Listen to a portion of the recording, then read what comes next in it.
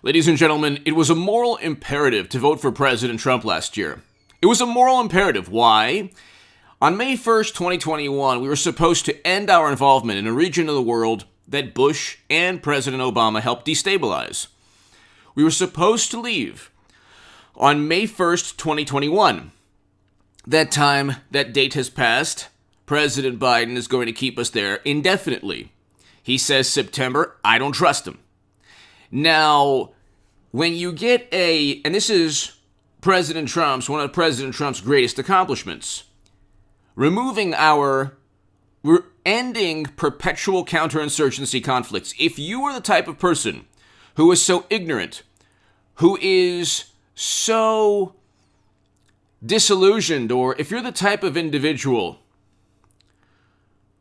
who is a type of person to say, well, I didn't like Bush, but he was better than Trump, then you put hysteria, media hysteria, the apoplectic reaction, the fabricated outrage from media the past 4 years, the media meltdown, you put that, like CNN, MSNBC, The Washington Post, The New York Times, you put that public relations monstrosity with, Trump worked with Russia, and there was no evidence of any of that. Citing intelligence reports is not evidence, so we've lost a grasp of basic logic in our country. But if you say that, well, Bush was better than Trump, you're putting a deliberate and designed media reaction. Because are there any people who voted for President Trump that work for the Washington Post, the New York Times, MSNBC, CNN, and all Vanity Fair, Esquire, BuzzFeed, Daily Beast, Rolling Stone, The Nation, Mother Jones, Time Magazine, The Atlantic, The New Yorker, New York Magazine? We can go on forever. Are there any people who defended President Trump in their op-eds? Maybe not even a handful. Here and there, maybe. But generally, it was hysteria. Everything was Trump's fault. So you are actually saying that you would rather have Bush, Cheney, and Rumsfeld's foreign policy that led to hundreds of thousands of traumatic brain injuries, PTSD cases, lives lost abroad and at home, people wounded in combat, people wounded and injured in the course of protecting this country. Over 1 million of the 2.5 million Americans who served the past 20 years have been wounded or injured. And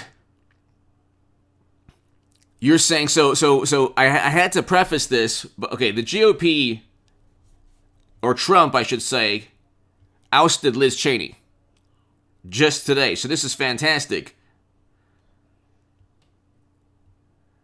And Trump, other Republicans, backed Stefanik to replace Cheney as conference chair. Cheney strikes back as GOP leaders move to oust her. McCarthy trashes Cheney on Hot Mic. She's done as a political force. She was never a political force, but she's there because of her father, generally. Just like Mitt Romney and George W. Bush and Madam Secretary. These are political dynasties. You have political dynasties. Dick Cheney was one of the most destabilizing forces in American history. The Bush, Cheney, and Rumsfeld years were the worst era in American politics. Even worse than anything that's happened the past 20 years. Even worse than now. For a number of reasons. And hit subscribe to this channel right now because I'm going to give you the perspective of somebody who went from Bernie Sanders to Trump. This is how you go from Bernie Sanders to Trump. Because Trump got us out of what Bush, Cheney, Rumsfeld, Kerry, Biden, Clinton got us into. Hit subscribe right now. When people lack the knowledge, show their ignorance, act like complete imbeciles, and say, well, how did H.A. Goodman go from Bernie Sanders to Trump? They are showing that they just simply don't understand politics or how politics works. The moral imperative for me was ensuring that Americans are home, ensuring that never-ending counterinsurgency conflicts end, that regime changes and interventions in the manner that Bush, Cheney, and Rumsfeld and President Obama engaged in them. My mentality, or the number one focus for me as a voter, was to end those things. Ask the people of Libya and numerous countries, not just Libya under President Obama, who turned it into a failed state, but other countries too. Okay? There were surreptitious regime changes when President Obama would back rebels in other countries. That was an attempt at removing what he believed to be the authoritarian in that country.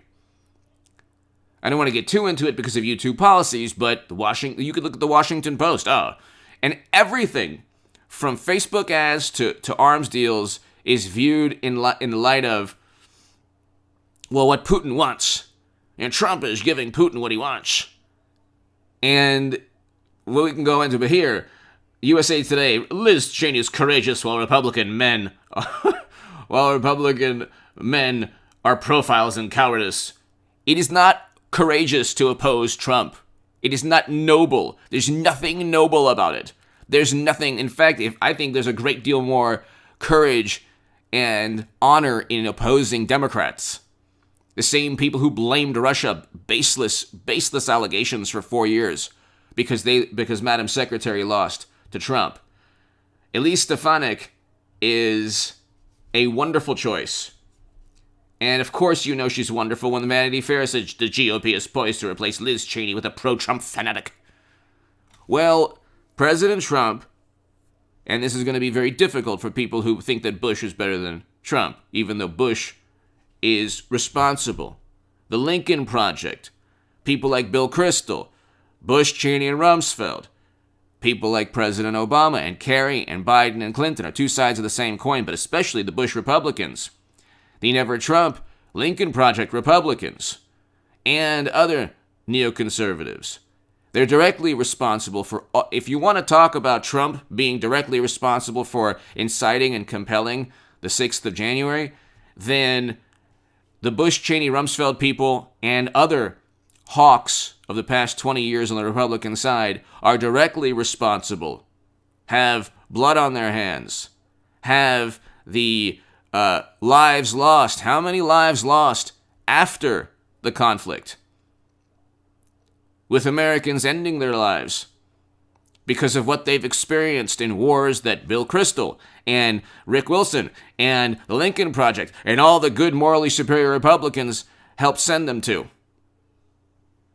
Because the intellectual foundation, if you want to call it the intellectual, the international relations, the foreign policy, the justification, the foundation, the theory, the literature that justified Bush, Cheney, and Rumsfeld's foreign policy and the old school or the traditional Republican foreign policy that just happened to coincide with the traditional Democratic Party foreign policy was drafted by the people I mentioned.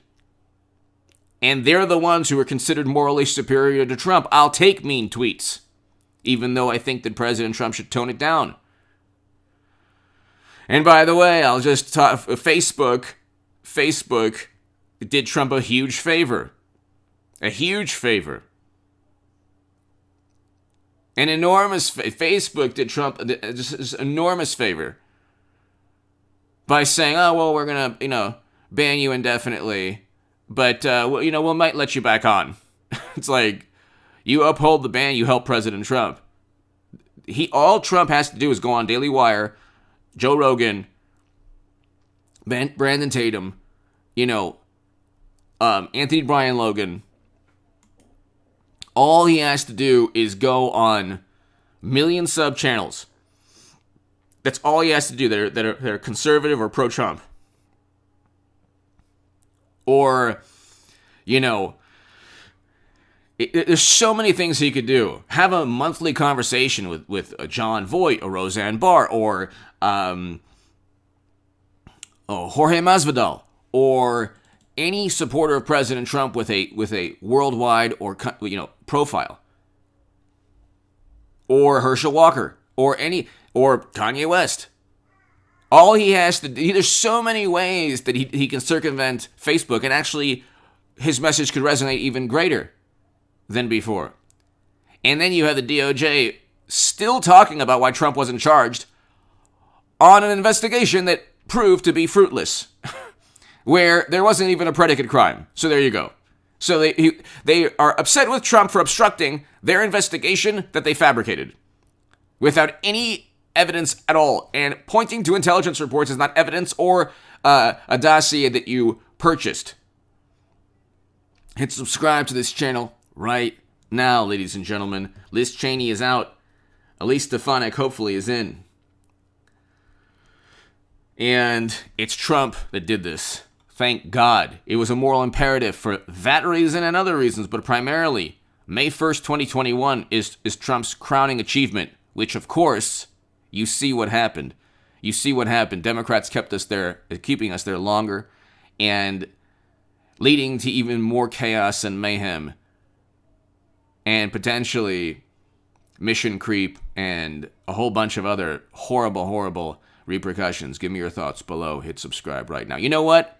Ending wars is more important than anything Democrats or Republicans stand for against Trump. Give me your thoughts below.